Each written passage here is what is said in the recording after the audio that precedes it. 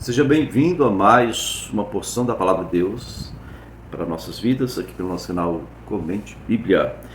O primeiro tema que é Jesus orando no Getsemane, nós iremos encontrar na página 1126 da Bíblia em ordem cronológica. Também você vai encontrar na Bíblia normal aí, né? Em Mateus 26, do versículo 30 ao 46.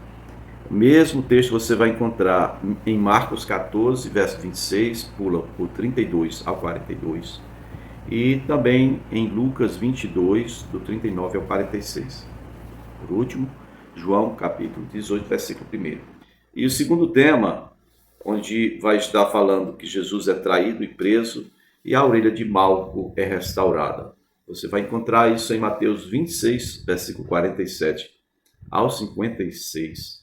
Também em Marcos 14, do 43 ao 52, mesmíssimo texto. Um versículo só diferente. Em Lucas 22, do 47 ao 53. E, por último, em João 18, do versículo 2 ao 11, meu povo.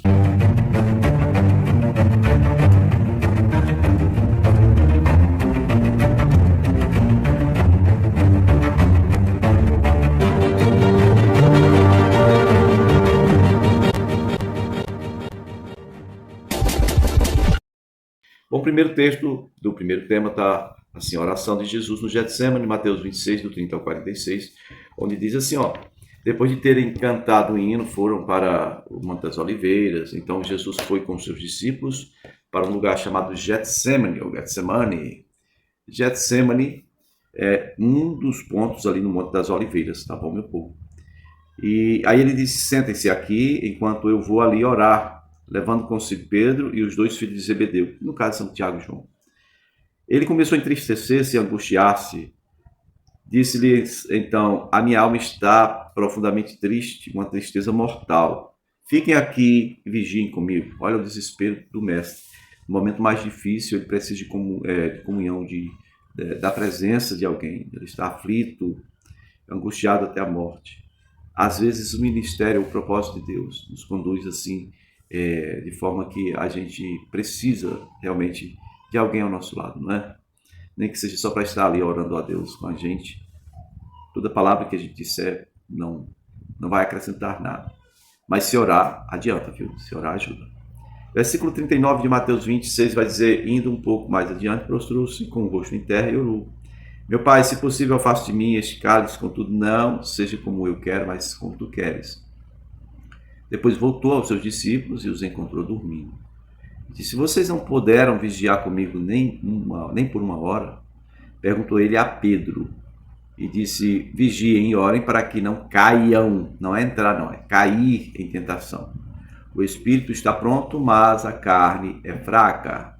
Retirou-se a segunda vez para orar as mesmas coisas. Isso mostra o quê? Desespero. O mesmo Senhor que nos ensina que não devemos estar usando de vãs repetições, ele agora está repetindo. Não é uma vã repetição que ele está fazendo, mas é um ato de buscar de alguma forma fugir de uma situação terrível.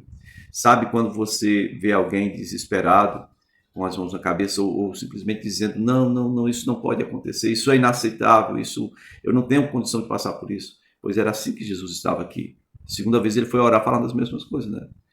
Pai, se não for possível afastar de mim este cálice, sem que eu beba, faça-se a tua vontade. Aí quando voltou, encontrou os discípulos dormindo outra vez, né? Então ele os deixou novamente, pela terceira vez, foi dizendo as mesmas palavras, é o que diz o versículo 44 de Mateus 26. Depois voltou aos discípulos e lhes disse, vocês ainda dormem e descansam? Chegou a hora, eis que o Filho do Homem está sendo entregue na mão dos pecadores. Levantem-se e vamos. Aí vem aquele que me trai. Aí vem o Judas, tá bom? O mesmo ato aqui é narrado por Marcos, né, no capítulo 14, do versículo 26, aí pula para o 32 ao 42, e é o mesmo texto. Okay? Agora, o terceiro texto vai encontrar em Lucas 22, do 39 ao 46, aí já é diferente. Começa no versículo 39 dizendo assim, olha, como de costume, Jesus foi para o Monte das Oliveiras e os seus discípulos o seguiram.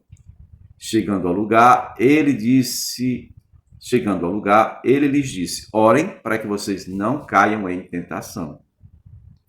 E ele, afastando-se uma pequena distância, ajoelhou-se e começou a orar: Pai, se queres, afasta de mim esse cálice, contudo não seja feita a minha vontade, mas sim a tua. Aí no versículo 43 aqui tem um detalhe que os Mateus e o Marcos não falam, só Lucas. Diz assim, ó, apareceu-lhe então um anjo do céu, não é um anjo do céu, que o fortalecia. Estando angustiado, ele orou ainda mais intensamente, e o seu suor era como gotas de sangue que caíam no chão. Esse detalhe nem Mateus nem Marcos fala. Veja bem, o Evangelho de Marcos é ditado por Pedro. Mateus estava dormindo no primeiro grupo, Pedro dormindo no segundo. Lucas foi uma pesquisa feita. Então, de quem que ele pegou essa informação? Aguarde aí que você vai entender já já. No versículo 45 de Lucas 22, vai dizer que quando se levantou da oração e voltou aos discípulos, encontrou-os dormindo, de tristeza. E perguntou: por que estão dormindo? Levantem-se, orem para que vocês não caiam em tentação. No texto de Lucas diz 2 vezes orar para não cair em tentação. E é diferente de entrar, né, negada? Entrar em tentação não quer dizer que você caia, mas cair é literalmente você escolher o pior, né? Ser fraco, tá? João 18, versículo 1 diz que, tendo terminado de orar, saiu dali com os seus discípulos e atravessou o vale do Cedron. E do outro lado, então, havia um olival e o Senhor entrou com eles nesse olival. Olival, Getsemane, lugar da prensa, tinha olives, né, ou azeitonas, tá bom? Vamos seguir o texto, então, voltando agora para a primeira narrativa de Mateus, o segundo tema.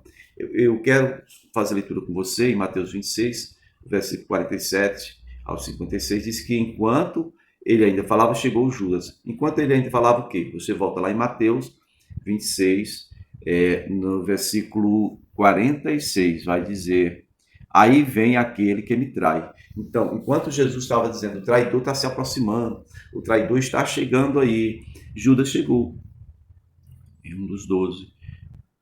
Com Judas estava uma grande multidão, armada de espadas e varas, enviada pelo chefe dos sacerdotes e líderes religiosos do povo.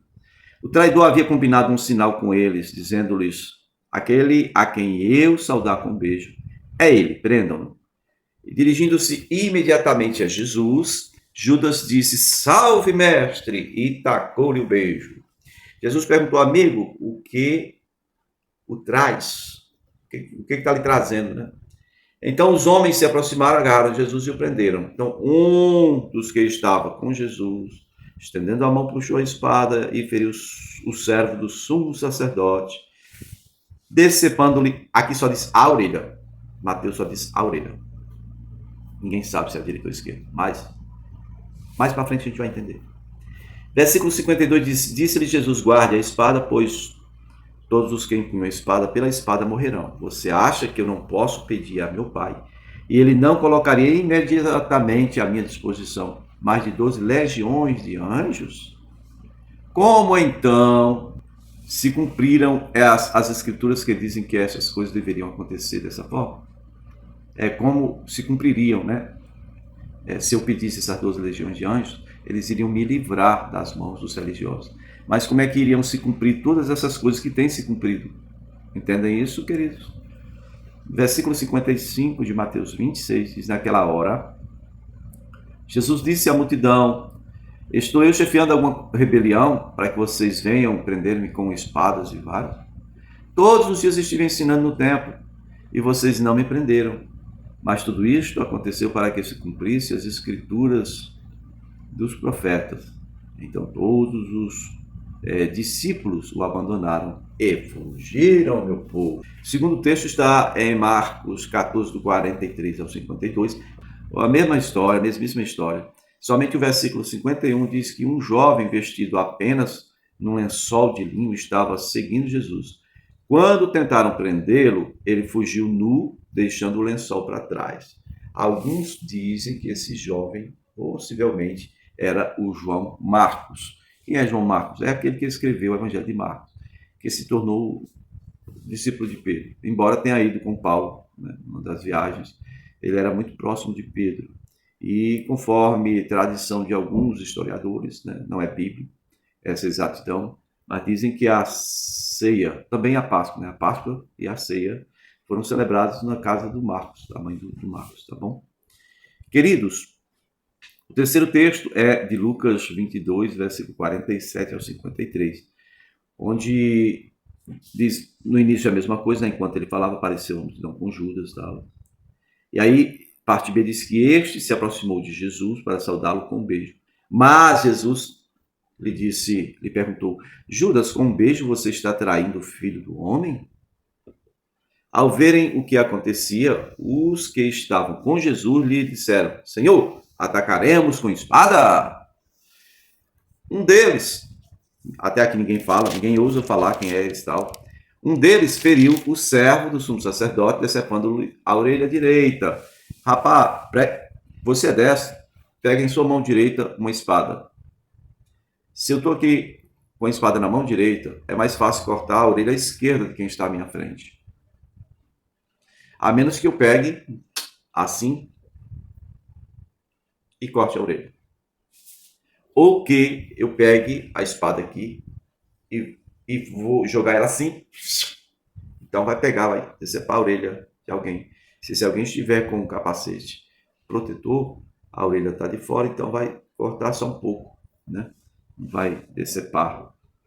É complicado. A gente pode fazer algumas conjecturas aqui, mas só suposições. Só não é muito normal o cara que é dessa cortar a orelha esquerda de alguém que está em sua frente. Versículo 51 diz que Jesus respondeu, basta, e tocando na orelha do homem, curou o homem. Né? Nem diz o nome do homem, mas aqui diz que ele curou. Mateus e Marcos não falam nem que Jesus curou, não nesse momento. Né? Versículo 52 é a mesma coisa, o resto é tudo igual.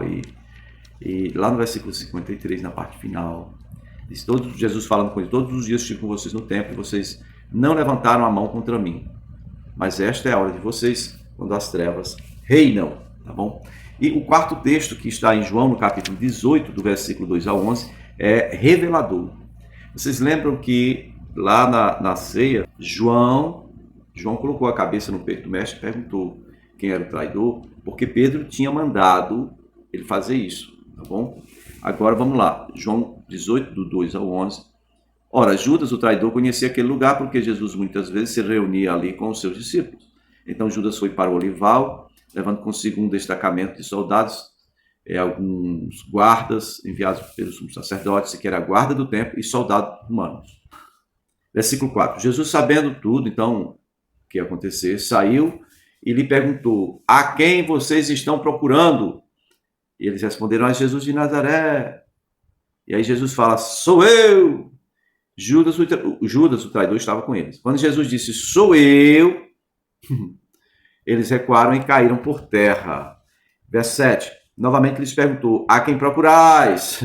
Eles responderam, Jesus de Nazaré. Aí Jesus respondeu, já lhes disse que sou eu. Se vocês estão me procurando, deixem ir embora estes homens. Jesus estava mostrando que tinha poder para se livrar das mãos deles, se Jesus quisesse, tá? A quem procurais? Jesus de Nazaré. Fez todo mundo cair. Então, Jesus chama a atenção para essa questão, ou seja, qual é o objetivo que vocês estão vindo buscar aqui? O que vocês querem aqui? Vocês querem a mim, não é? Ele chama toda a atenção para si e diz para os homens, deixe os meus discípulos irem. Isso aconteceu para que se cumprisse a palavra que eles disseram, não perdi nenhum dos que me destes. Então, versículo 10, João dá o nome do cara que estava com a espada. Olha, Simão Pedro, que trazia uma espada, tirou-a e feriu o servo do sumo sacerdote, decepando-lhe a orelha direita. O nome daquele servo era Malco. Tá até o nome do cara, tá vendo? Jesus, porém, ordenou a Pedro, dizendo, guarde a espada, acaso não beberei, ou não haverei de beber o cálice que meu pai me deu? Você lembra que eu falei? O que Pedro queria quando ele disse para João, descobre quem é o traidor? E Jesus mandou Judas sair e fazer o que tinha que fazer, porque Jesus também via essa possibilidade de que Pedro, se soubesse quem era o traidor, viria cortar a orelha do traidor. Mais embaixo aqui, entendeu? Valeu. É isso, meu povo. Amanhã tem mais Comente Bíblia.